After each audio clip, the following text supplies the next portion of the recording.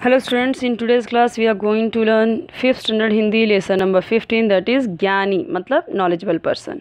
तो इस लेसन में हम क्या पढ़ने वाले हैं कि जितनी ज़्यादा आपको नॉलेज होगी, जितनी ज़्यादा अलग अलग भाषाओं का नॉलेज होगा उतना ज़्यादा आपके लिए अच्छा है, ख़ास करके इंडिया में रहना। क्योंकि हमें पता है, देखिए इंडिया में बहुत सारे, भारत में बहुत ही अलग अलग भाषाएं, अलग अलग बोलियां हैं। जैसे कि अगर आप मुंबई में ही देख लो तो कितने अलग अलग लोग रहते हैं।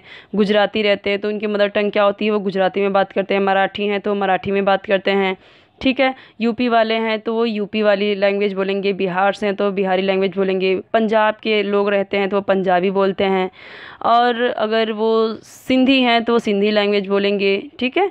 और इस तरीके से अलग अलग लैंग्वेज, अलग अलग डायलेक्ट्स हैं, मतलब अलग अलग बोलियां हैं लोगों की। तो बहुत सारी ऐसी लैंग्वेजेस हैं, बहुत सारी बोलियां हैं जो कि भारत में बोली जाती हैं। आपको पता है 22 लैंग्वेज को सिर्फ संविधान अपने कॉन्स्टिट्यूशन में, जो रूल्स रेगुलेशन वाली बुक है, जो लिखा गया है, बाबा साहेब अम्बेडकर ने जो बुक लिखा है, संविधान जो लिखा गया है, हमारे देश का कानून जो है, उसमें 22 मतलब 22 लैंग्वेज को मान्यता मिली है, ठीक है। तो इस तरीके से मतलब कि एक हिंदी में कहावत भी है, कोस कोस पर बदले पानी, चार कोस पर वाणी। कोस कोस पर मतलब एक हर कोस पे पानी का टेस्ट बदल जाता है इंडिया में, और चार कोस पे लैंग्वेज बदल जाता है, ठीक है। अगर आप मराठी में ही देख लो तो सब कोई, अगर आप यहाँ पे देखोगे तो यहाँ की मराठी अलग है, लेकिन अगर गांव साइड में देखोगे तो अलग है। तो इस तरीके से लैंग्वेज क्या है यहाँ पे, मतलब कि बोलते हैं कुछ किलोमीटर की दूरी पे यहाँ पे वाटर का टेस्ट बदल जाता है, और कुछ किलोमीटर की दूरी पे यहाँ पे लैंग्वेज ही बदल जाती है इंडिया में। तो इतना ज़्यादा यहाँ पे डाइवर्सिटी है, मतलब विभिन्नता है। देखते हैं क्या है। बंडू भाई और सुदामा का परिवार आमने सामने रहता है। दोनों के बच्चे आपस में साथ साथ हंसते खेलते हैं, ठीक है। दोनों परिवार एक दूसरे के सुख दुख में सहभागी होते हैं। इसका मतलब क्या है कि एक बंडू भाऊ हैं, ठीक है। जैसे कि ये बंडू भाऊ हैं, ये महाराष्ट्रियन है, और ये मतलब कि महाराष्ट्रियन नहीं है, अलग हैं। तो यहाँ पे क्या है, तो ये सुदामा है और ये बंडू भाई हैं। तो इन दोनों के परिवार आमने सामने रहते थे। जैसे हम यहाँ पे भी देखते हैं, अलग अलग लोग अलग अलग चौल में अगर देखिए या बिल्डिंग में देखिए तो एक साथ में सब लोग रहते हैं ना। कोई भी कास्ट के लोग होते हैं, कोई भी रिलीजन के लोग होते हैं, एक साथ रहते हैं।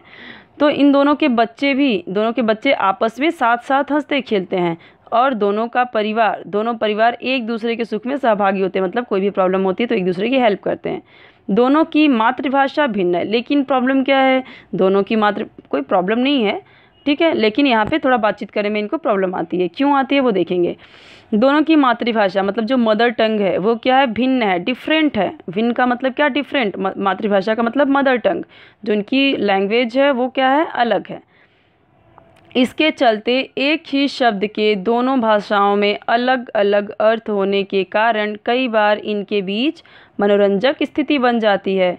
ऐसी ही स्थिति आज भी बनी। कैसे, तो कभी क्या होता है कि इनकी जो एक लैंग्वेज है, कोई एक वर्ड है, इस वर्ड का मतलब इनकी भाषा में कुछ और बोला जाता है, उसी वर्ड का मतलब इनकी भाषा में कुछ और बोला जाता है, ठीक है। ऐसा है,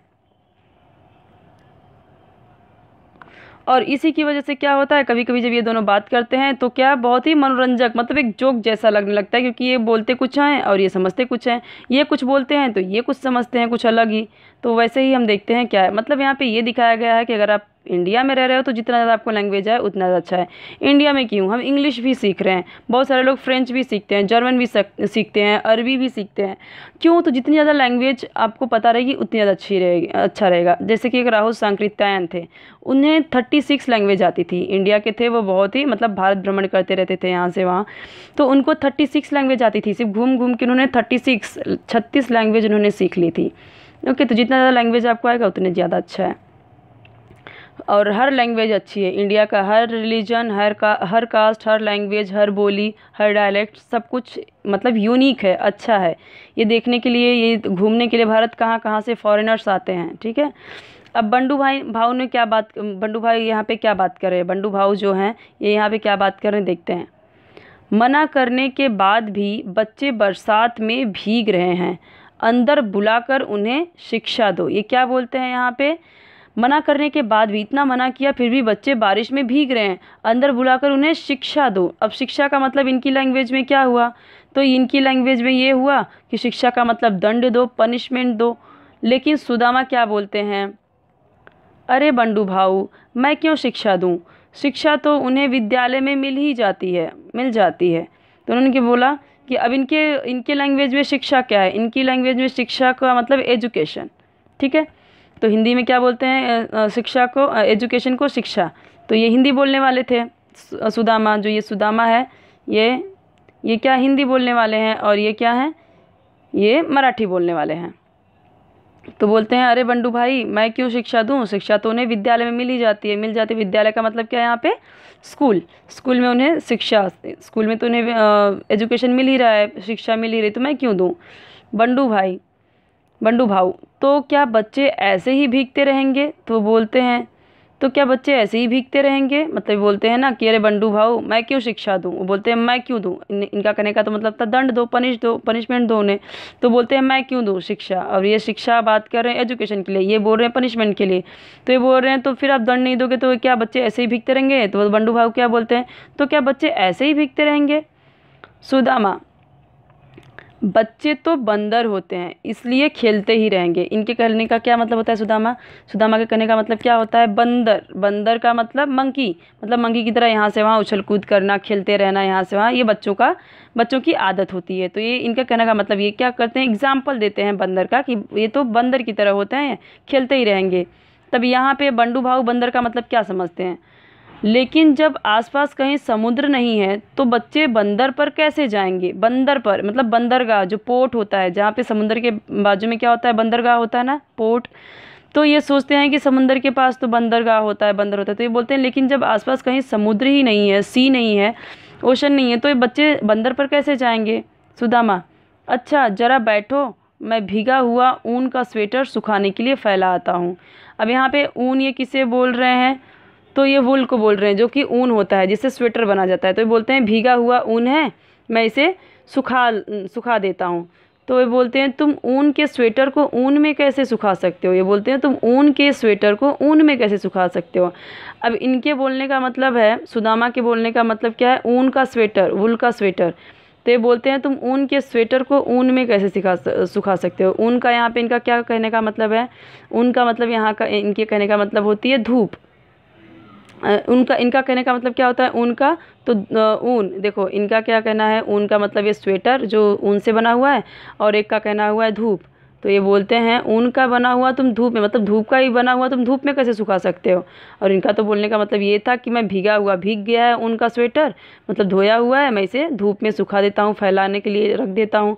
तो ये क्या बोलते हैं, ये ऊन का मतलब सुनते हैं धूप, क्योंकि इनकी लैंग्वेज में ऊन को क्या बोलते हैं, धूप। तो ये बोलते हैं तुम ऊन के स्वेटर को ऊन में कैसे सुखा सकते हो, तुम धूप के ही बने स्वेटर को तुम धूप में कैसे, मतलब कि ये कन्फ्यूज़न हो रहा है, यहाँ पे कन्फ्यूज़न क्रिएट हो रहा है। ये अपनी लैंग्वेज में कुछ बोल रहे हैं, ये कुछ समझ रहे हैं, क्योंकि उनके लैंग्वेज में उस वर्ड को कुछ और ही बोलते हैं।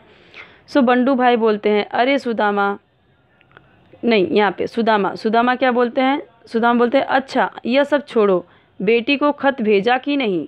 अब इनके कहने का मतलब है, खत का मतलब होता है लेटर, ठीक है। सुदामा के लैंग्वेज में खत को क्या बोलते हैं, लेटर। लेकिन बंडू भाई क्या बोलते हैं, अरे सुदामा खत तो खेत में डालते हैं।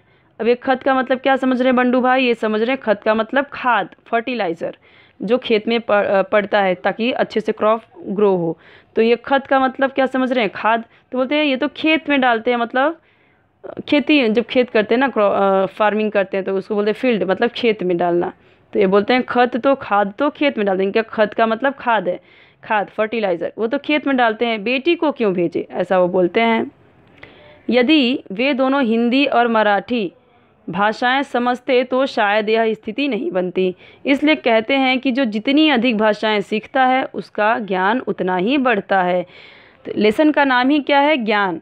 तो ज्ञान बढ़ेगा कैसे, जितना ज़्यादा आप लैंग्वेज सीखोगे, हिंदी, मराठी, इंग्लिश और जो भी लैंग्वेज आपको पसंद आए, अगर आपके आसपास लगता है कि ये लैंग्वेज मेरे लिए सीखना ज़रूरी है तो वो आप सीखिए। गुजराती, जितनी ज़्यादा आप लैंग्वेज सीख लो उतनी ज़्यादा अच्छी है आपके लिए।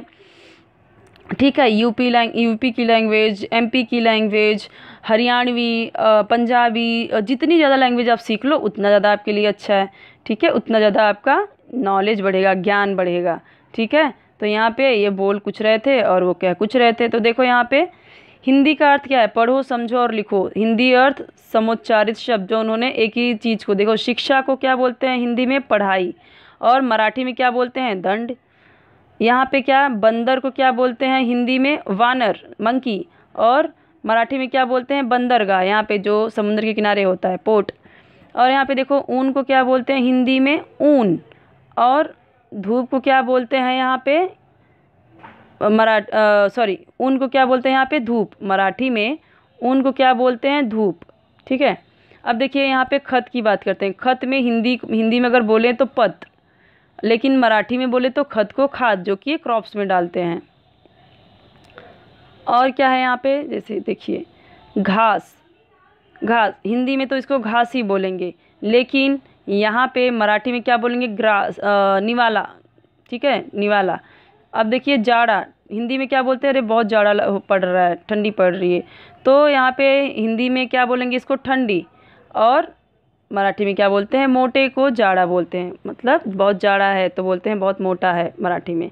तो इस तरीके से इन लोगों को लैंग्वेज का पता नहीं था, दोनों को एक दूसरे के लैंग्वेज का, इसके लिए वो बहुत यहाँ पे फ़नी लग रहा है। ये पूरा वो बोल कुछ रहे हैं और वो समझ कुछ रहे हैं, तो यहाँ पे जोक जैसा लगने लगा, ऐसा लग रहा है जोक मार रहे हैं दोनों एक दूसरे पे। ठीक है, तो इसलिए बहुत फ़नी कॉन्वर्सेशन हो गया इन लोगों का, क्योंकि उन लोगों को उन दोनों की लैंग्वेज पता नहीं है। ठीक है, और आपको जैसे जैसे मैंने पढ़ाया है वैसे वैसे आपको पढ़ना है। और आपको अगर ना आए कुछ भी तो आप ज़रूर पूछ लेना, कमेंट सेक्शन में पूछ लेना।